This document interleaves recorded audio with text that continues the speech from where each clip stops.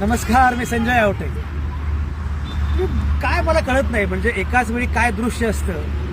ती गंमत बघा, इकडे पलीकडे आहे ते आहे गहुंजे क्रिकेट स्टेडियम. इथे IPLच्या मॅचेस होतात आणि महाराष्ट्र क्रिकेट असोसिएशनच्या ताब्यात आता हे मैदान आहे.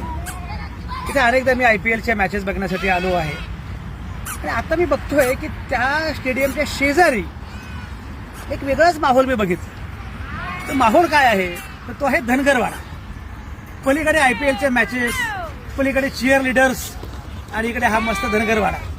त्या धनगरवाड्यात मी आलो आणि सगळ्या मेंढ्या, शेळ्या, 200-300 तरी मला शेळ्या मेंढ्या दिसतात इथे. आणि साधारणपणे अशी काही पालं पडलेली आहेत. ही पालं जी आहेत ती पालं साधारणपणे 1, 2, 3, 4, 5 कुटुंब इथं साधारणपणे आहेत. आणि 200-300 मी म्हटल्याप्रमाणे 200-300 शेळ्या मेंढ्या मला दिसत आहेत. तो तिकडे छान असा डौलदार बैल दिसतो आहे. तिकडे मगाशी मी घोडे पाहिले भरपूर. आणि आता बघा स्वयंपाकाची तयारी चालली आहे. असं सगळं सुरू आहे. तर मला एकदम कळे ना, मी इथे इतक्या वेळा आलोय पण आजचं काहीतरी दृश्य वेगळंच होतं. खरं म्हणजे मॉर्निंग वॉकसाठी वगैरे मी इथे अनेकदा येतो, पण आज एकदम मला मेंढरांचा आवाज, शेळ्यांचा आवाज, करडं, सगळी लहान मुलं असं सगळं मी बघितलं. आणि जणू काही मला असं वाटलं की सिनेमामध्ये ज्याप्रमाणे एकदम वेगळा सेट अचानकपणे तयार होतो, असं काहीतरी हा वेगळा सेट तयार झालाय का असं वाटलं मला. आता हे मला गृहस्थ भेटले. राम राम, काय म्हणताय? मोठ्याने बोला. काय तुमचं नाव? काळू. बरं काळू बा, मला हे सांगा, किती एकूण शेळ्या मेंढ्या किती असते? 300 आहेत का? बरं, हे 300 मेंढ्या तुम्ही कसं काय सांभाळता बरं? पहिल्यापासून सांभाळताय ते. पण तुम्हाला कुठली शेळी गायब झाली, कुठली मेंढी गायब झाली हे कळतं कसं?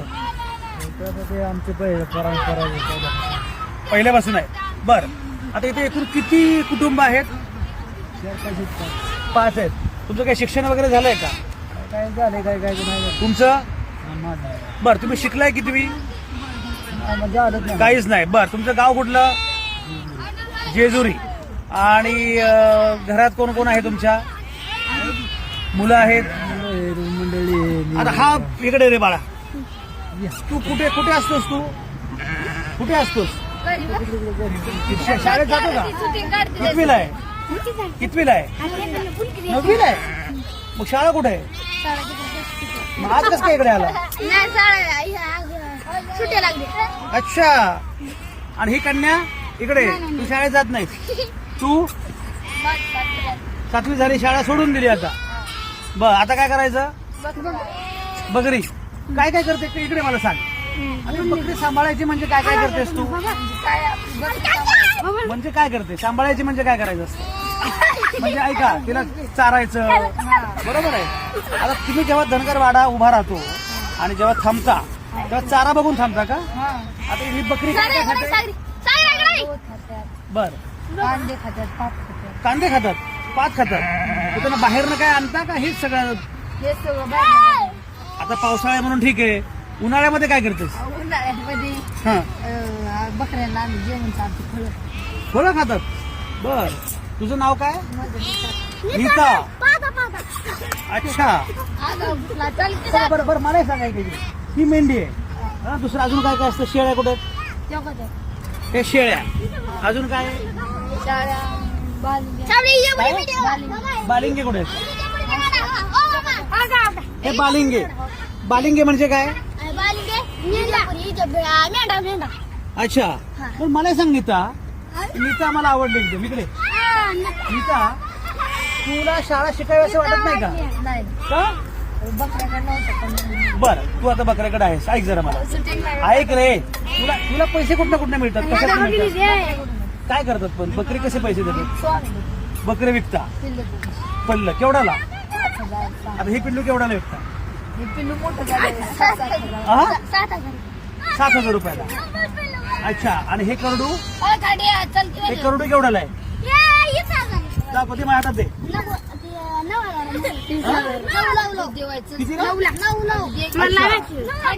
आणि त्यांचं दूध विकत नाही का? दूध विकता? कुठे दूध? दूध कुठे मला दाखव. इकडं नाही खेळायला. धार काढली का? हो. पुढे धार काढून दाखव बरं मला कशी काढते. चल कुठे काढायची चल. बकऱ्यांना दूध नाही. हा चला या. अरे या ना लवकर. बघा मी लांबून पहिलेच म्हणतो एकदम डौलदार वाटला मला हा. ती गाय आहे. ती गाय काय करते? का ठेवली इथे? आम्हाला आवडते. हा आवडते. दूध पण देते का? अच्छा अच्छा ही गाय आहे. बर ते घोडे कशाला असतात? घोडे एवढे घोडे म्हणजे घोडे पण विकता का तुम्ही? घोड्यांची पुन्हाची पिल्ल होतील तर ती विकता का? विकता का? काय आहे? हा हा अच्छा ते आहे ते. आणि हे काय आहे?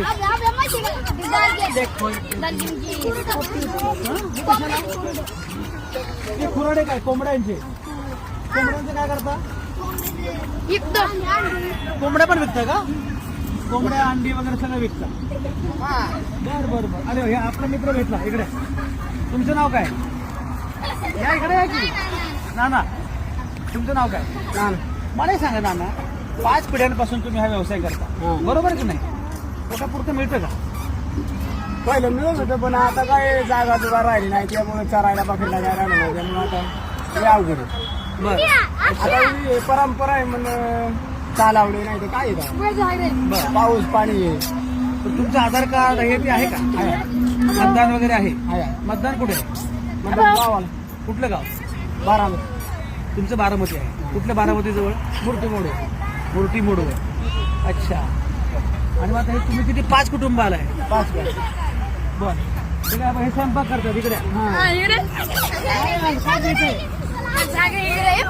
वा वा चालू. मी जेवणाविषयी आता काय करता मला? अरे पुरणपोळी घे. दसऱ्याची पुरणपोळी आहे. दसऱ्यानिमित्त काय काय केलं आज? बरं, अजून काय केलं? आणि काय बाकी पूजा आहे ते काय केलं? कुठे आहे? अरे बापरे तिथे बसलो मी.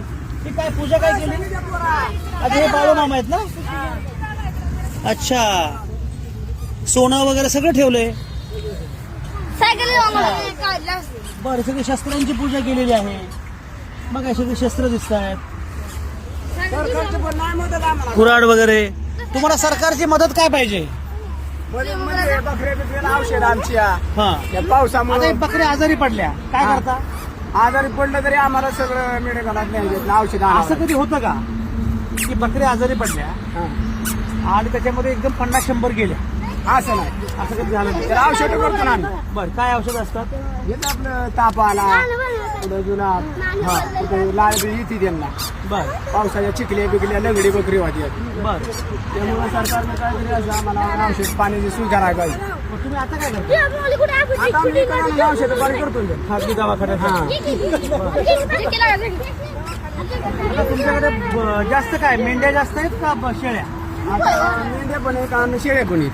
बर ते मेंढ्याची लोकर वगैरे विकता का? लोकर पहिली विकायचं पण आता कोण घेत नाही त्याला अशी टाकून द्यावं लागतं. अरे बापरे पूर्वी कुठे विकायचं? पूर्वी अशी गाड्यावाली घ्यायची ही गाववाली. अच्छा आता जागा तुला काय राहिली नाही सगळी जागा गेली म्हणजे चारायला यांना सांभाळा गेली आवड. पहिली लोक अशी शेतामध्ये बसवायची आता कोण शेतामध्ये काय बसवीत नाहीत. ओके मावशी इकडे ते काय एवढ्या बांगड्या कसं काय? बांगड्या आता ती परंपरा सवय पैसे कशामुळे एवढं घालतात? सगळ्यांच्या हातात बांगड्या आहेत. सगळे सगळे लागली ना देवाला गेलतो ना अच्छा. सगळ्यांचे हात भरून बांगड्या आहेत. त्यांच्या पण इकडे नाही देवाला गेलो होतो ना त्याच्यामुळे भरली आता. ते देवाला गेल्यावर भरतात का नेहमीच असतात? नेहमी आणि कुंकू असं आडवं असतं? हा नेहमी असतात सवय लागली. अच्छा छान आहे छान आहे. तुम्ही काय काय काम करता? असं ते बकऱ्याचं जायचं आणि भांडी कुंडी पाणी लावणे भज्या बिज्याला पण मला हे सांगा उन्हाळ्यामध्ये समजा चारा नसतो मग काय करता? हा तिकडं जातो फार उन्हाळ्यामध्ये. कुठे जाता? पनवेल कल्याण कल्याण पनवेल तिकडे मिळतं का? हे असतं तिकडे मोकाड असतं पाणी बिणी एकदा भाताची शेता निघल्या मग मोठा असतो पहिलं मिळायचं लय खायला बकऱ्यांना बरं. पण आता पनवेल सुद्धा जागा राहिली नाही. जागा डोंगर बघायचा हा. जायचं आणि तुम्ही इथे आलाय इथे कधी आला दोन दिवस झाले. आणि किती दिवस आहे आता आता बघू तसं त्यांचं पोट भरेल तसं. तरी साधारणपणे आता लोक कोणा चरून देत नाहीत ना गुरु पण तरी कमीत कमी किती दिवस असतात निघाला असं दिवस काढीत राहील.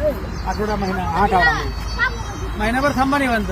आणि म्हशी कसं काय आहे तिथे म्हशी आपल्या ते घेतले होते पहिले बारक्या तानाची मोठी दूध वगैरे मिळतं का नाही अजून.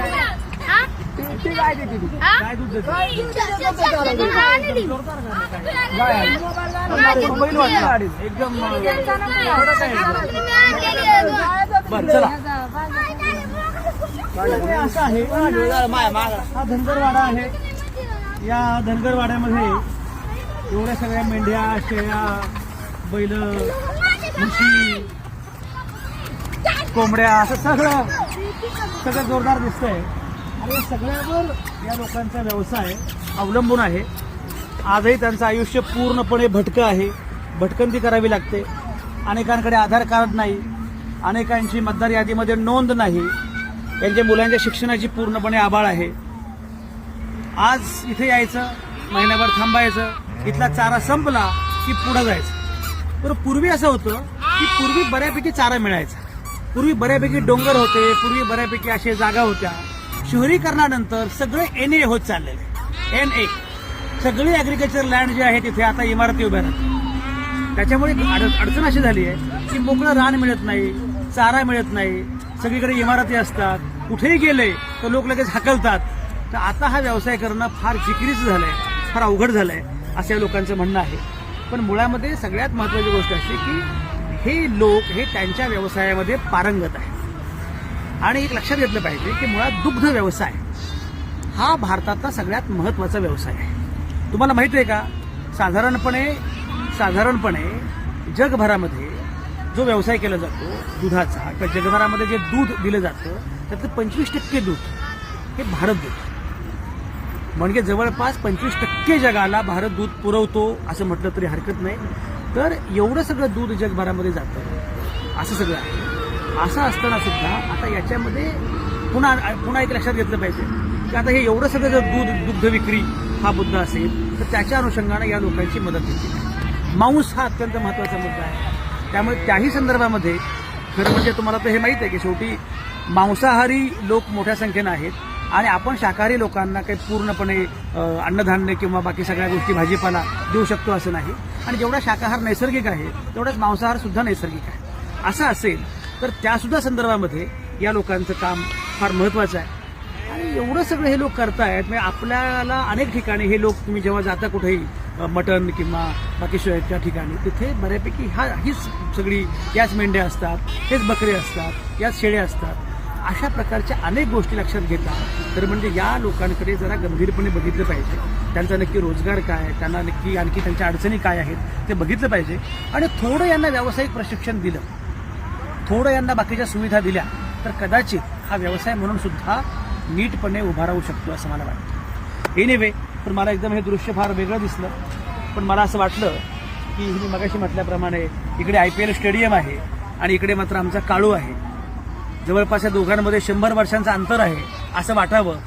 म्हणजे काळू आमचा अद्यापही 1925 आहे आणि हे 2025 आहे. या काळाचं अंतर तुम्हाला कमी करता आलं पाहिजे आणि त्यासाठी काहीतरी करण्याची फार अत्यंत मनापासून काही करण्याची आवश्यकता आहे. काय करता येईल आपण बघूया. पण मेंढ्यांचा आवाज मी इथे ऐकतोय, शेळ्यांचा आवाज ऐकतोय. काय करता येणं शक्य आहे मला माहिती नाही आहे. पण अशी मंडळी अनेक ठिकाणी आहेत की जी भटकंती करतात, भटकत काहीतरी करण्याचा प्रयत्न करतात. त्यांच्याकडे आपलं लक्ष मात्र गेलं पाहिजे एवढं नक्की. एनिवे भेटत राहू.